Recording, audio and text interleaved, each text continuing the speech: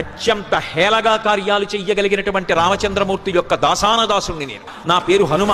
శత్రు సైన్యములను మర్దించడంలో నాకు నేనే సాటి. 1000 మంది రావణాసురుడు వచ్చినా ఎదురుగుండా నిలబడినా ఈ భుజాదండానికి వాళ్ళొక పురుగు. చేత్తో కొట్టి చంపేస్తాను.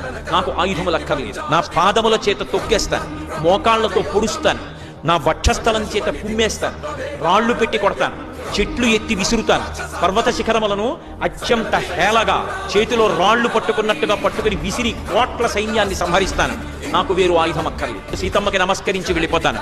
నన్ను పట్టగలిగిన వాడు మీ లంకా పట్టణంలో లేడు. మీ ప్రభువుకే చేత కాదు, మీరెంత. నేను రామచంద్రమూర్తి యొక్క దాసానదాసు. 80,000 మంది కింకరుల మూక వచ్చి చుట్టూ నిలబడి ఆయన మీద బాణప్రయోగం చేస్తున్నారు. వెంటనే అందులోంచి ఒక పెద్ద పరిఘని ఒకదాన్ని ఊడబెరికారు. ఊడబెరికి గిర్ర గిర్ర గిర్ర గిర్ర తిప్పి ఆ పరిఘ పెట్టి 80,000 మందిని కొట్టారు.